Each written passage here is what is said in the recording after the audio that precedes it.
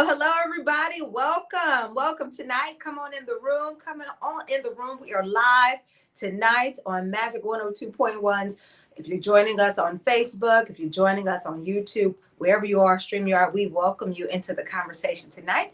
This is night 2 of our virtual celebrating Black philanthropy tonight. Last night we were celebrating Black entrepreneurs and just business, but tonight is about the give back, the big give back, the other side of the game, as I like to call it. So without further ado, I am Sky Houston. I'm excited to bring in our panelists for today. Excuse me, pardon me. Let me correct myself. Let me introduce my co-host for tonight. He's elevated tonight, you guys. He used to be just the panelist, but tonight he is serving as co-host. Welcome in with me, Mr. Phillip Yates of Equiliberty. That's what I'm talking about. I felt it. I was about to say, whoo, whoo, whoo, whoo, whoo. I got to bring you back up, bro. Yeah, because when you said pen, it kind of hurt me. I said, I thought we had something yesterday. I mean, we went through this. So no, it's a pleasure to be back speaking alongside you on such an important topic. We're celebrating Black philanthropy during Black Entrepreneurs Week. Thank you for your friendship and allyship as we go through this journey with Black Entrepreneurs Week. It's been amazing so far. I mean, kicking it off at Black Market Houston with J.O. Malone and his Black Market, and we served over 200 vendors.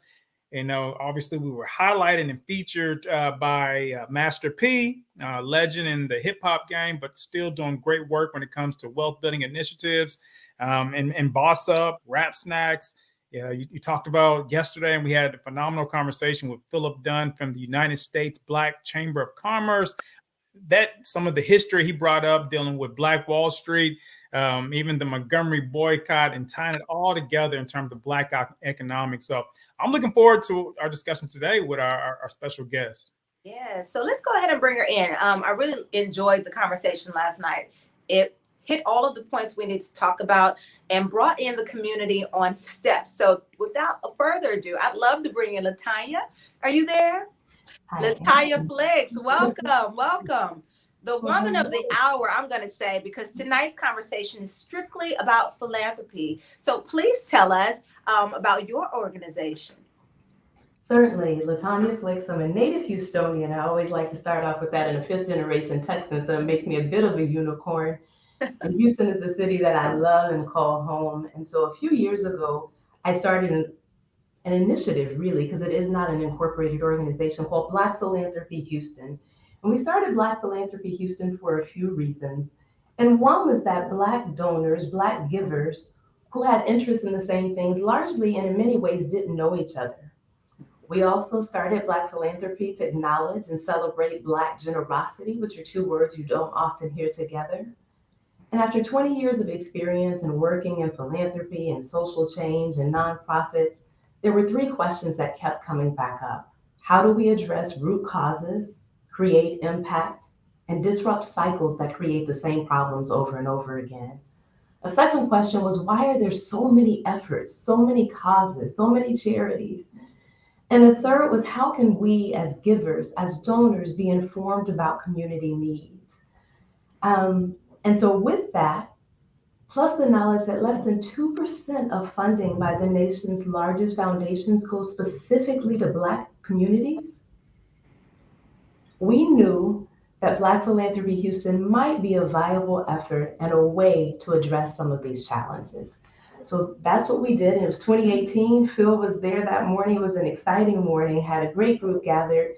And that was 2018, 2019, started doing some work. In 2020, released a survey, and then the pandemic came. So things have not gone exactly as we planned, but certainly Black philanthropy exists to be a resource to people who were concerned about racial equity and philanthropy and see themselves kind of at the nexus of that. How can my giving really create change in the world, specifically for Black folks? I love it. Let me do this really quickly, LaTanya. I joked earlier, I was on Instagram Live telling people to tune in tonight. And I joked that I never really wanted to work. All I wanted to do was be the rich auntie who threw social events, and I wanted to be philanthropic. I didn't want to do anything else. So my work would be social engagements where we could just connect people and give away money to whoever needed the money. So let's dial back for a second and break down what is philanthropy to people who aren't familiar with that sector. Certainly. So the term philanthropy is sometimes used, and some people say, I don't want to be called a philanthropist. I don't want to be, I don't want that word or that label. But philanthropy at its root, it's a Latin and a Greek word, really means the love of humankind.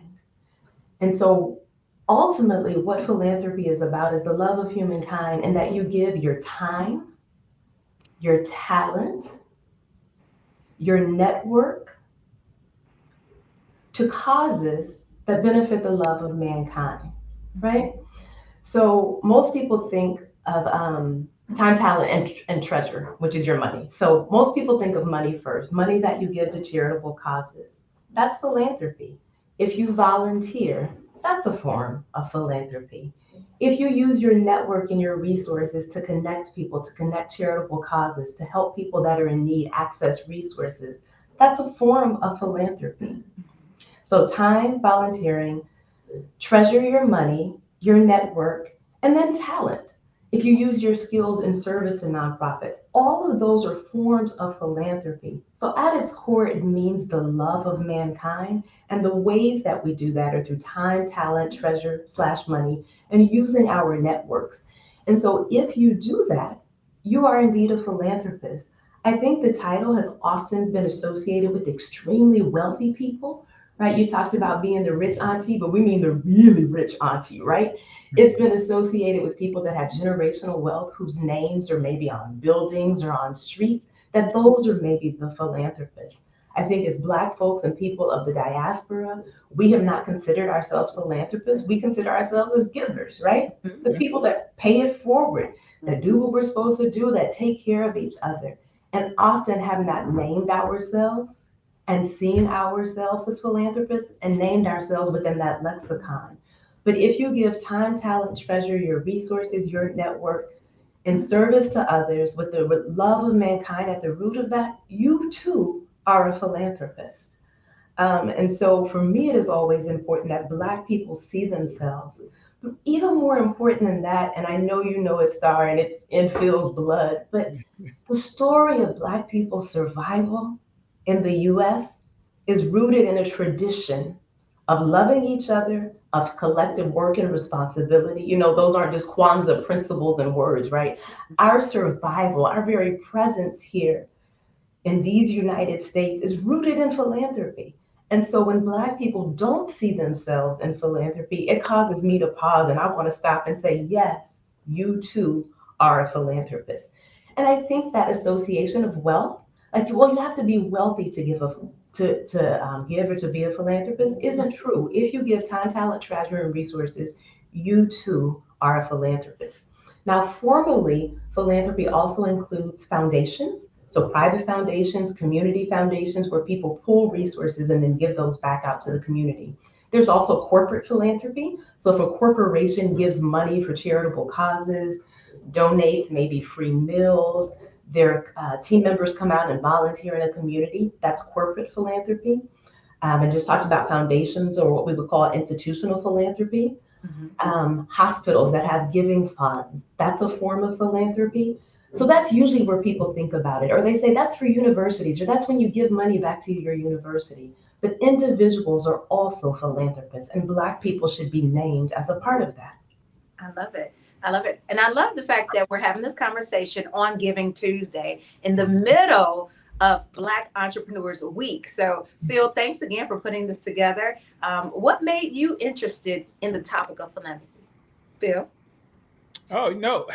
I was listening to LaTanya, and as she described philanthropy, I started seeing myself in some of those descriptions. Good. And I feel like it's empowering.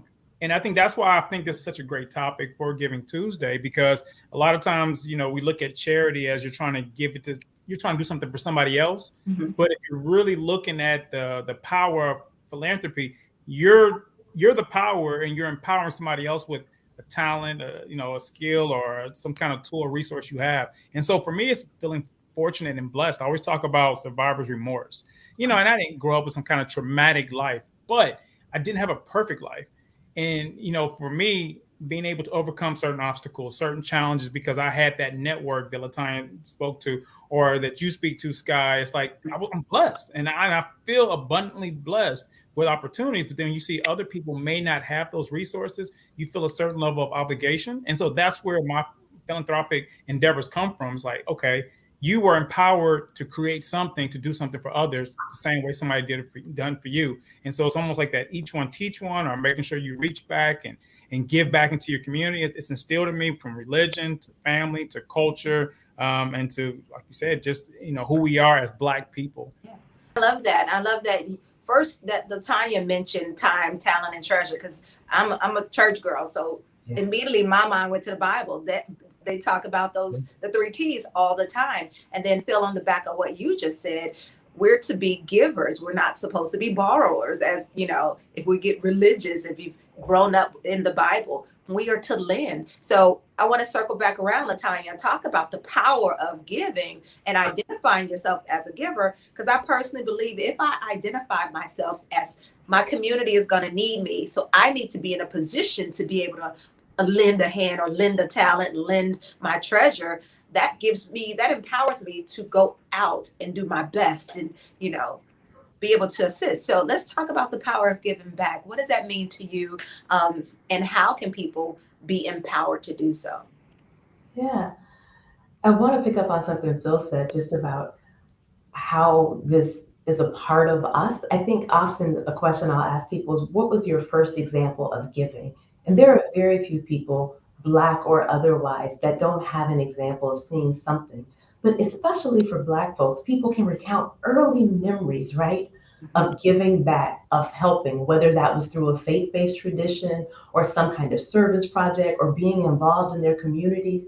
But we have early examples of giving that support this cultural and this strong foundation that we have as givers. So wanted to pick up on that. So when we think about philanthropy and Black generosity, most often people think about charitable giving, which is giving to organizations and causes, which is important. That's the bedrock. That's how most people give. But there are also other ways that we can leverage that support. And so in Black Philanthropy Houston, we really identified 6 levers and ways that people could give. And one is advocacy, right? Thinking about and supporting causes. The other is collective giving, which is really through networks, or what we call giving circles. So much of giving is people saying, well, let me identify a cause and go give to it, or let me create a cause so that people can give to my cause and I can go and help. But we realize that there's power when people come together in what we call giving circles or giving networks. So that rather than you give, Phil give, and I give, what if the 3 of us pulled our $5,000 and came up with $15,000 and gave that to one organization instead of $5 here, $5 there. So collective giving and networks, giving circles, is another form of generosity. Another is impact investing, right? Looking at your portfolio, knowing what you own. So if you invest and you have investments in capital markets, what are you invested in, right? The investment that you make and the return that you get, does it honor your values? And does it go to places that you want it to? Does it support the values that you hold in their supply chain, the way that they treat workers? So what's in your portfolio is one way to think about impact investing. Political contributions, people don't often think about that as charitable giving or a form of generosity. But how can you leverage political contributions to create the change that you want to see in the world? That's another form. And social entrepreneurship, which we'll talk about more in detail here, but how can you have both a charitable purpose, make a social impact, and have an economic return? Most of us think of small businesses as things that people start to fulfill their own visions and dreams. And we don't think about what it takes to actually make that happen. And now there are all forms of capital coming into the market to make small businesses successful. And individuals can have a role in that. But typically we think, well, if it's your idea, you ought to go fund it, figure it out. If it's your big vision, get your money, right? But is there a way that I as an individual can invest in a dream for someone else or in a business that supports my community? So social entrepreneurship. And then lastly, social giving, charity. What we typically think of as checkbook philanthropy, right? And for Black people, a lot of that has gone to religious giving, right? To our churches. The second, probably largest group are civic institutions, community institutions like the NAACP, the Urban League, and others. And then the next one would be fraternal organizations, sororities, fraternities, and then historically Black colleges and universities and higher education institutions are kind of the big buckets that people think about. And so all of those are ways to give beyond traditional checkbook philanthropy. But I often ask people, Sky, is that people look for places to give and they think about activities, but what is the change that you want to create in the world? What is it that resonates, that makes your soul sing? Men don't often talk in those terms. That's a very gendered expression. Yes, they do. What is it that resonates in your heart that if you could, as you said, if you could be the rich auntie, the rich uncle, and give money away all day, what is the cause that you were so passionate about, right? The thing that you cannot not do. And so to identify that first, right? And then go ask who is already doing this is the second question. Because usually the next question is, oh, I better start a nonprofit, right? Or I better get with my friends and we could create and build it. So I say people, before you build it, see if you can buy into it, right? Can you give into it? So identify the thing that you cannot not do, that thing that you are most passionate about, right? Secondly, find out where it is already happening.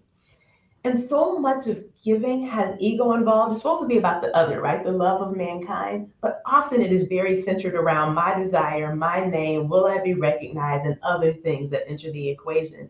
And when we think from that lens, from the ego lens, it becomes, how can I be acknowledged? How can I get this charity started? How can I do this for me? Rather than thinking about what is already happening and how I can join the work, right?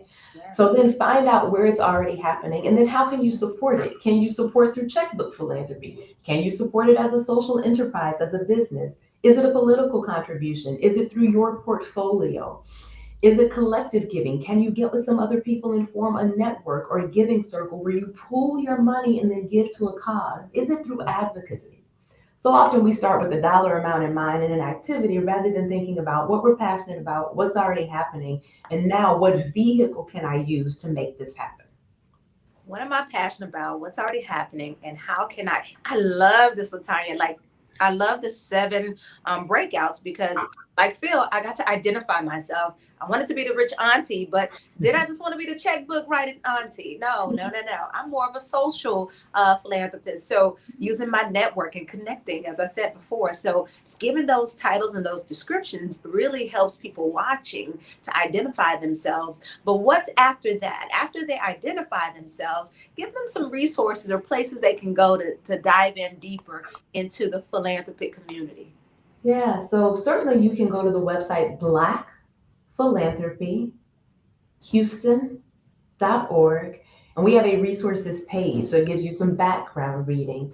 We also conducted the first donor survey in Houston to ask Black donors what they were giving to, what they were interested in. So we now have data and research on Black donors that had never been conducted before. So if you are leading an organization, that gives you insight into the way that Black donors are thinking. If you're on the other side and you have resources, it can kind of point you to needs and show you where other people are giving. If you're someone who's interested in getting people together to really leverage collective resources, you could think about a giving circle or joining one of the existing giving circles that already exist in Houston. So our website is certainly a resource.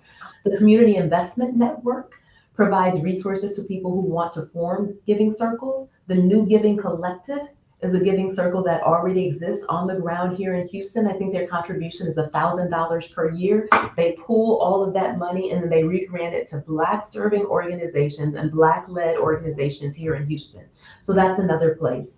Certainly a quick Google search for community needs, foundations. If people kind of want a 101 after they go to our site, they can dig deeper there. So those are some initial resources. And then on ours, we have links to articles. There's also the first study done on Black Philanthropy that's also linked there. We also have a slide deck that gives data and statistics on Black giving that presents some survey findings. So a wealth of resources are on that site. I'm in awe. Phillip, I don't know about you, but I'm an intel person. I'm always in the mind frame. The more I know, Yes. the better decisions I can make, the better I could lead or direct someone else or help in the way I can help. So my question is, Latanya or Phillip, what's a better way to amplify this message? Like, I see a few people in the chat saying this is good intel, this is good information. How can we do a better job of amplifying this message? And not just I, as in me and the radio station, but community-wide. Yeah, I always think, and I always laugh about this because the morning that I shared the statistic, Phil was in the audience and his mouth fell open. But I asked Guy, how much do you think that Black Americans give per year? How much? Individually or collectively? Collectively, all Black folks in America. How much do Black people give? No clue. It's $11 billion, right? And that's an older study.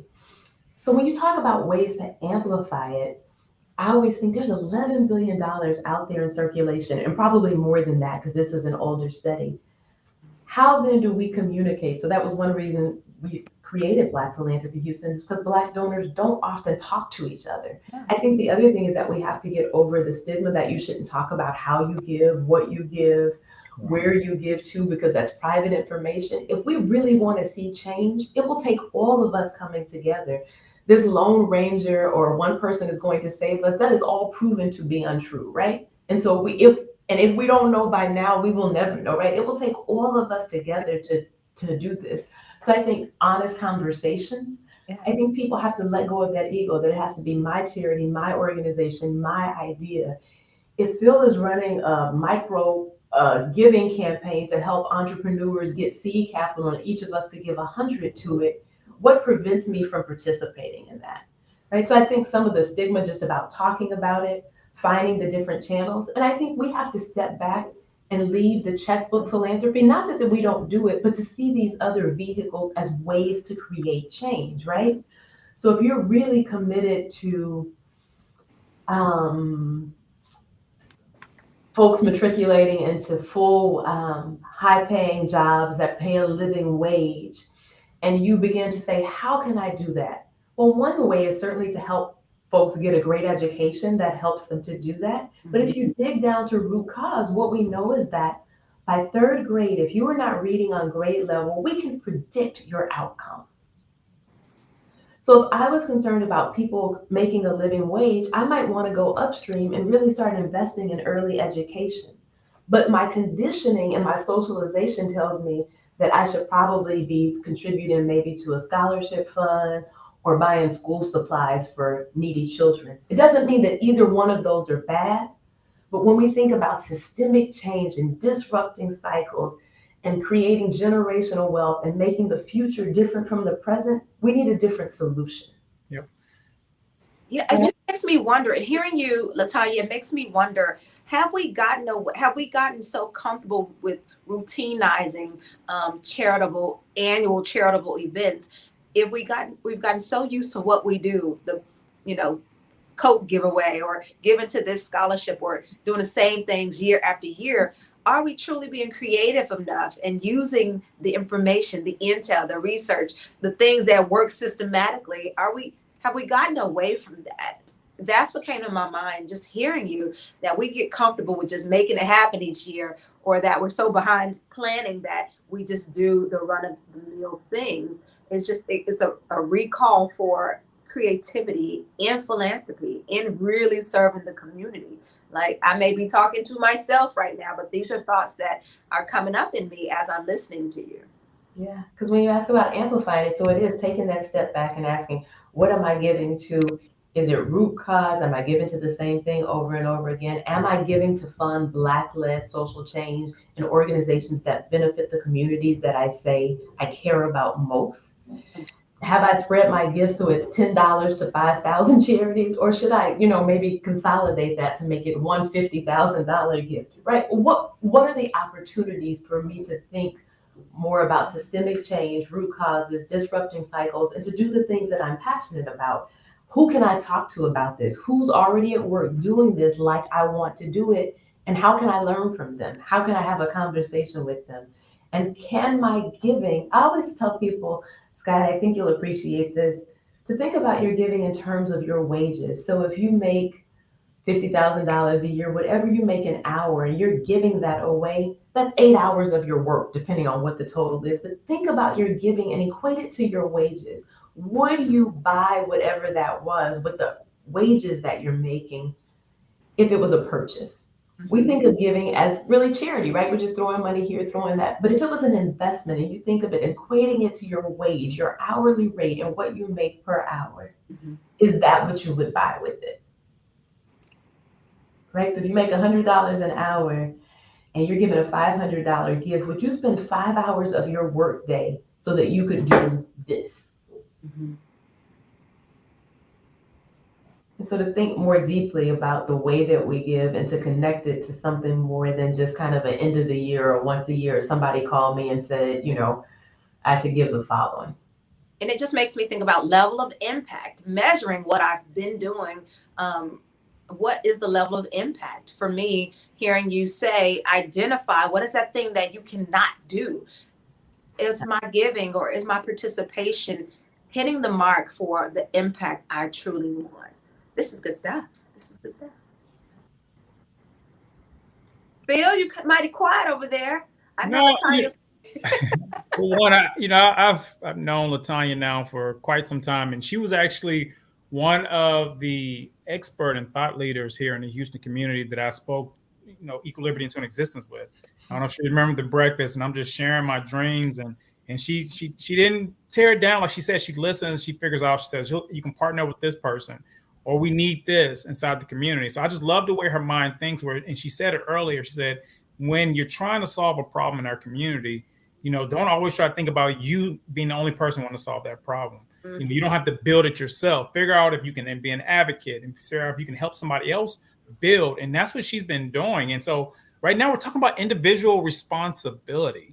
And I think I'm hoping all the viewers, and I think it's a coming of all of us when we talk about Giving Tuesday, that's really it. It's like, what role do you play? Like you talked about those buckets, like where do you fit at this part of your life, and make sure you play that role, because I think that is our obligation here on earth. I put an organization, and I'd like to hear y'all's organization, who y'all support, LSJA, Lone Star Justice Alliance.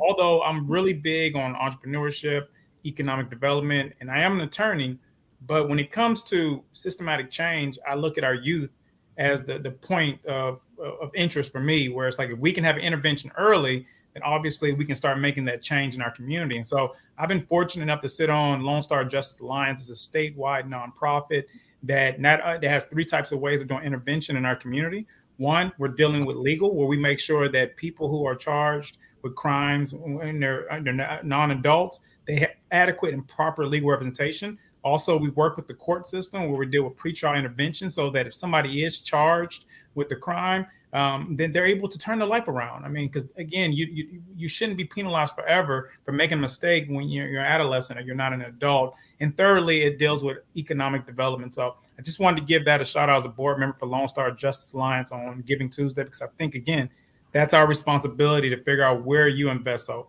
I want to ask you guys, where do you invest your money, and what other organizations that are making change in our community do you assist with? Yeah, and that's a great question. And we have a link on our website to some social justice organizations here in Houston. So people that are concerned about social justice, we prepared it post Harvey, pre-pandemic, and then updated after the pandemic. It's not an exhaustive list, but there is a list there. And the other resource guide that I forgot to mention is that the Community Foundation actually has a Black Giving Guide. That's a much more expansive view of Black charities here in Houston. So you can go to the Greater Houston Community Foundation and then link to the Black Giving Guide. And what they've really done is aggregated Black-led charities and organizations that are primarily serving Black communities. And that's another place that people can access, because people often say, if you're not like Phil, if I'm not a lawyer and I don't work in that space, how would I know where to find these charities besides the two or three that I've always given to, or that my neighbor said, or my sorority sister, my frat brother told me about, or that I heard about at church, right? Like, how do I find them? And so between the short list we have and then the longer list at the Community Foundation is an excellent resource for people. And you can search and filter in that directory. And Phil, I don't know if that was a direct question to us both, but one of the organizations that come to my mind that I'm always giving to, because it's an ongoing need, is chanceglobal.org. And they help with educational needs and under nutrition for kids. But I have a question from the audience, and it's in the line of what I said about ongoing giving, or Yolanda asked, how often is giving, because a lot of people need more than a one-time fix or a one-time gift. So Latanya, maybe you can speak to that. If you've seen anyone on your list who assists more than once, how else can you get assistance if you have more than just a one-time need? And I think it's got to be sure I'm clear. Is this someone saying that they need support from a charity and they want to know how to access resources? There's twofold. I see one who's saying she has a nonprofit and she's in need of donors. So, and more than just one time. So where does she start? If anyone out there is saying, I have a nonprofit, I'm in the philanthropic, line of work, how do I get my organization funded better? Where would you send them, or what would they do first? So that is the $1 million question. And I sat in that seat for many, many years as a fundraiser. So certainly there's again, corporate foundations, private foundations, and then individual donors are kind of your three big sources. And then the next might be government grants. So it depends on what you're trying to fund. I would certainly do some research on how others in your space are being funded and where they are finding resources. And that's the reason I tell people that if you can work and collaborate with others, you have a greater chance of success, because the pool to pull resources from is small. But private foundations, corporate giving, and individuals are the three main sources, possibly government, whether that be state, local, federal, or county contracts or other options for funding. The United Way has a center, and you can access, they have a grants database there that you can use to research. They also have classes around nonprofit fundraising. So that's one source. There's also the Rice Management Program is another source. Brandy Holmes with Children's Defense Fund.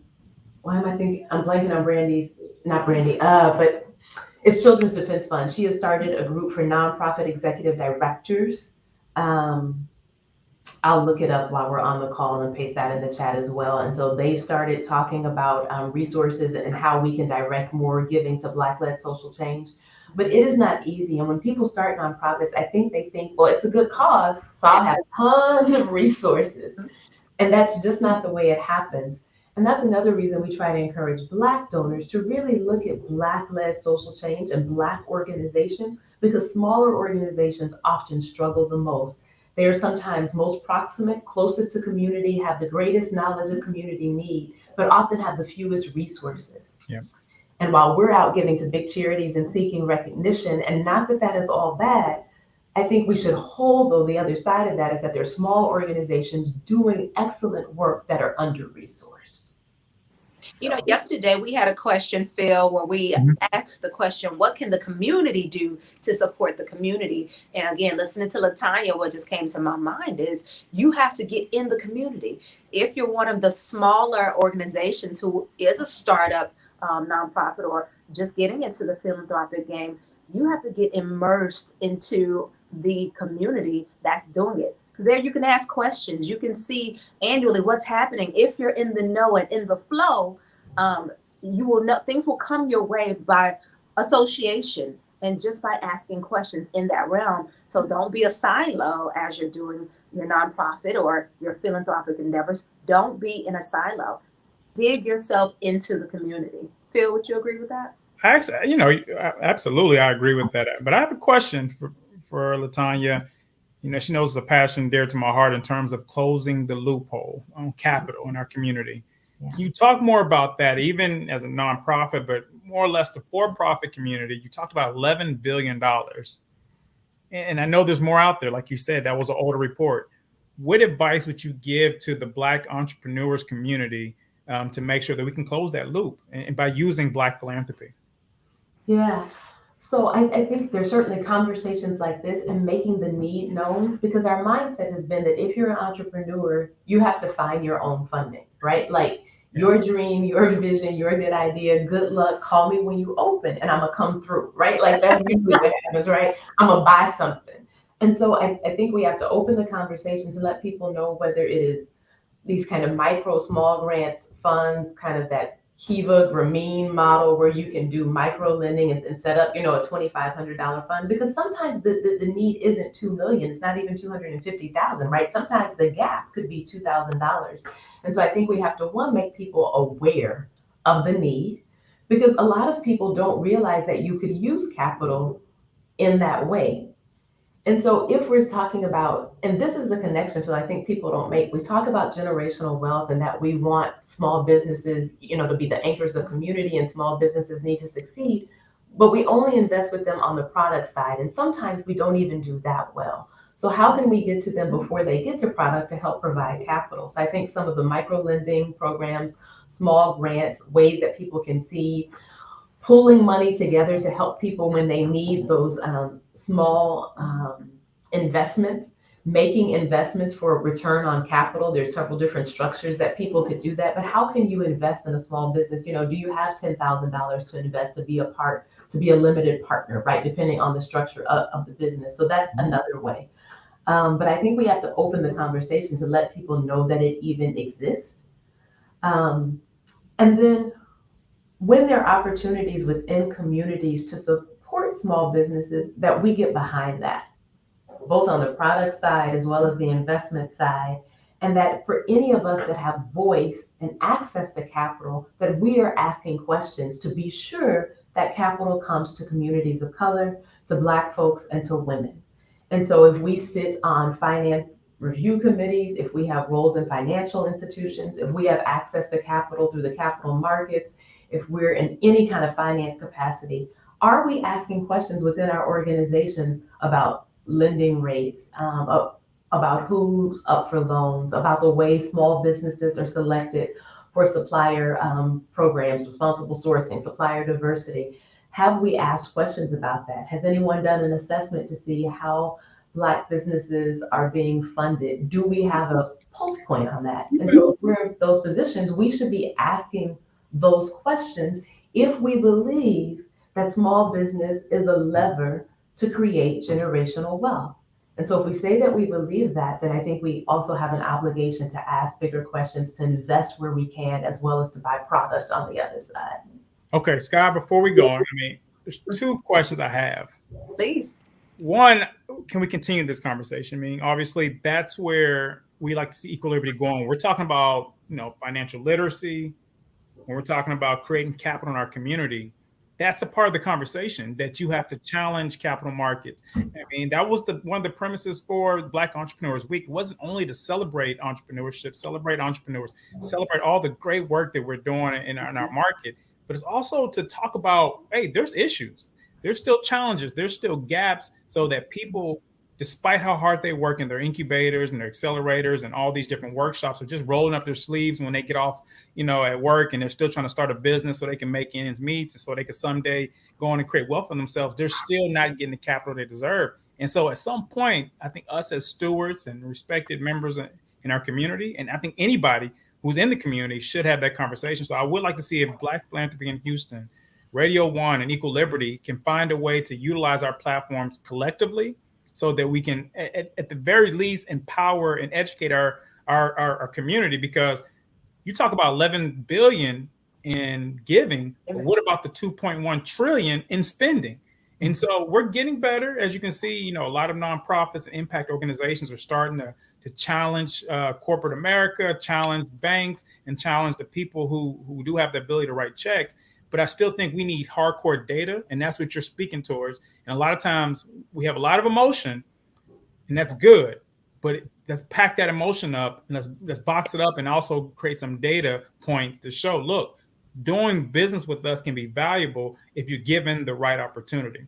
So that's one challenge. The other is, and I want to hear you speak to this, in our community, a lot of times we don't trust each other. So you talked about, a lot of times we're closed off about where we're giving. We don't share. We work in, and Sky said it. She said, we work in silos. And that's a word I often hear. How can we get to the point if we're going to give and support so that, when, the next younger, let's say a young Sky wants to start a business, well, she's not ready for the capital markets there. So she's not going to have a product or service that may look valuable if you don't trust her. But there should be a level of trust because she's in our community the way other communities have done for so many years, where we say, hey, you got a great idea. You've done the research. I'm going to invest in you. How can we get to that point? We trust each other enough, have those conversations, and we give somebody money before the bus or the limousine's ready to drive off. Oh, Phil, I think that is the question. How do we build community? How do we work through networks? How do we collaborate better? And how can we pool our resources to make deep investments in things that will have the multiplier effect in our communities? Yeah. And so some of that, I think, is one, just presenting the opportunity, right? So how would people, so if someone was listening today and said, I really am interested in supporting small businesses, there's Black Entrepreneur Week, Equiliberty, there's there's Diverse City Fund, there's the fund, Div Inc. is on the ground, there's some others, Impact Hub Houston, there's some places people can go. But if you're a working professional, every day in and out of a corporate environment, I don't know that you know where all of those people are. We know because it's our work. Sky knows because she's aligned with you now. But most of the average people don't know how to find us. And so I'm happy to give a page on Black philanthropy, but where do we share the information? Is it a Facebook page? So I think that's a part of it, just not knowing where to go and how to invest, right? I think building trust takes time, but I don't know if it's always centered in distrust as it is in lack of knowledge, right? So I think distrust may be a part of it. People just don't know how you can use your resources to invest in social entrepreneurs and entrepreneurship. What we understand best is checkbook philanthropy. I don't think we understand the other levers. So maybe, that's a conversation we have through Facebook Live and Instagram to talk through each lever. What does it mean, right? Because I think once people understand, I always say, once you build competence, you build confidence. And so when people feel that they are competent and knowledgeable, then people are better able to make decisions. But if you just say to me, hey, we got all these small business owners, and if y'all could all give us $5,000, you're going to see in a few years it's going to be great. People are like, no, right? We don't have a concept for that, right? So I think we have to tell people more. And then I think trust can be built.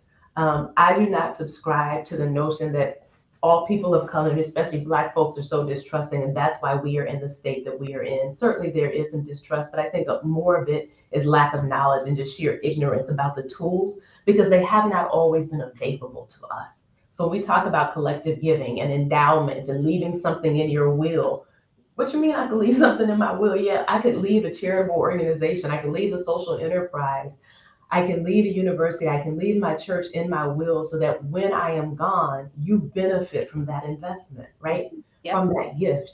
And so I think a part of it is we just don't know, because it was not the foundation for which we have survived, built wealth, and moved capital within our communities. And I wanted to correct the two things. It's Brandy Brown, not Brandy Holmes. Brandy Holmes, I think, is with Maje Noor. Brandy Brown is at Hype. Two different Brandies, two wonderful Black Brandies, but two different Brandies. So Hype is the organization, Hype Freedom Schools, and Brandy's been getting together with nonprofit directors to talk more about Black-led social change. So you can look her up. The giving guide at the Community Foundation is GHCF, givingguide.org.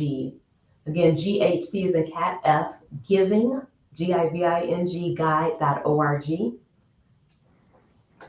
And the woman who asked about individual assistance, from a philanthropy perspective, individual, corporate, institutional businesses won't be able to provide that support. So you would need to call directly. And a good starting point is usually the United Way 211 line, and to let them know what your need is, and then get direction from there about individual assistance.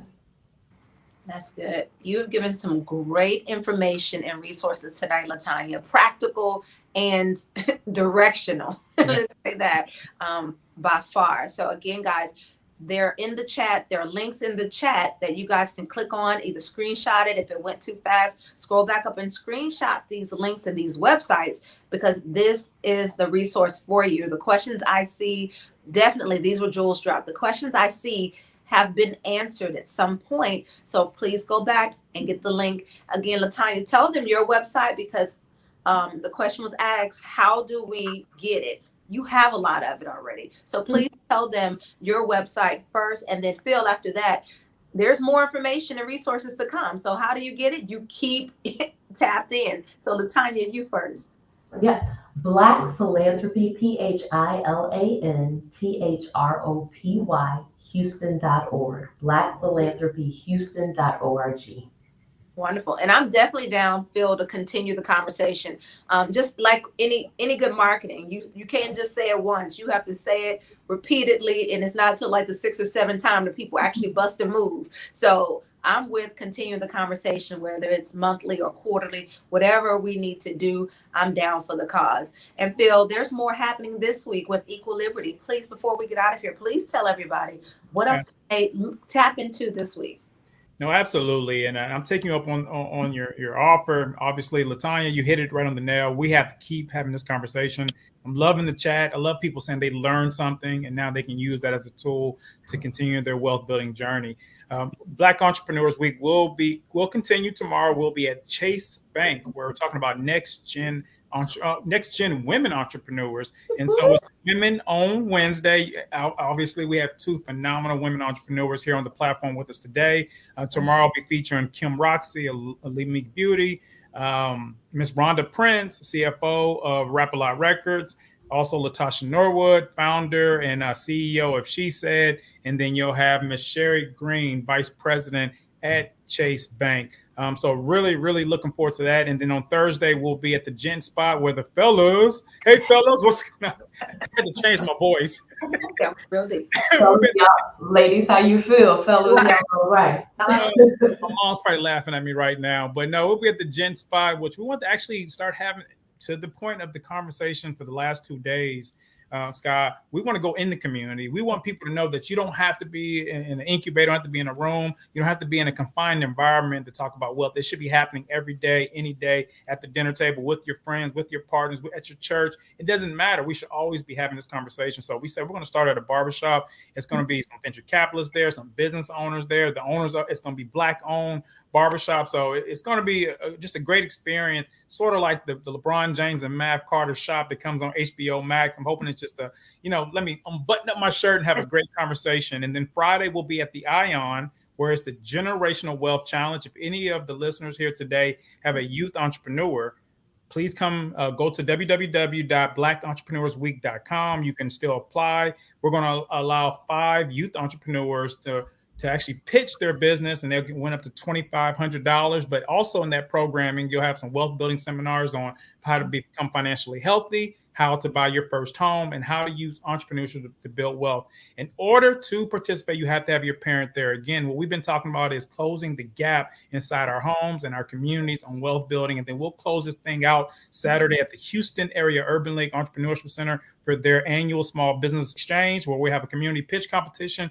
Anybody who has a business, you can win up to $10,000. Go to www.haul.org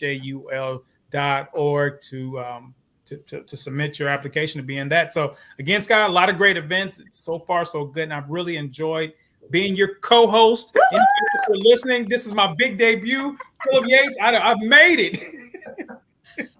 Hilarious. Really quickly, I see a few questions in the chat about if these events are open to the public. Yes. As a matter of fact, we've posted them on all of our social medias. If you're on Facebook, you should, once we get off this live, go scroll. You'll see the flyers that list out everything that's happening this week, and they are open to the public. Okay. All right. Well, please, Phil, he's so modest and so humble. He didn't even tell you guys to go follow him, but please go follow at Equiliberty. Go follow Black Entrepreneurs Week. Go follow is it Black Philanthropy Houston? Go follow all of these on social media, because we do recognize everybody's on Facebook. Nobody's going to websites as much as they used to. So to get engaged, to keep aware of what's happening, put us wherever you are. If you're on social media, we're on social media too. The resources are on social media. So go follow so that you stay abreast of what's happening. Okay. All right, you guys. Great job. LaTanya, thank you so much. My pleasure. Happy to be here and appreciate the invitation, and we'll come back whenever I'm invited. Absolutely. You heard that, everybody. LaTanya's coming back. She just guaranteed us. That's what it was. On video. Right. On video. Right. All right. Y'all. Don't let me... Go ahead, Tanya. Congrats, Phil. And congrats. We did not say that, but Phil has been at this a long time and has tried and failed and tried again. And so congrats. Thank you so much. And I appreciate you. Thank you. I'm so super not surprised, but to see his journey from when he was at the Urban League, to see his journey is humbling. And it's again, I feel proud as a community member to see another one of our community members going forward. So seriously, all jokes aside, Phillip, you're doing an amazing job. We appreciate you. We need you. Keep going. H-Town's own, well, A-Leaf, but we'll let him. We'll let him make it. Thank you, ladies. Thank you, sisters. I appreciate you, and I appreciate you coming on this journey. I look forward to doing more together in the community in 2022. There you have it. You guys keep celebrating Black philanthropy. Have a good evening. All right.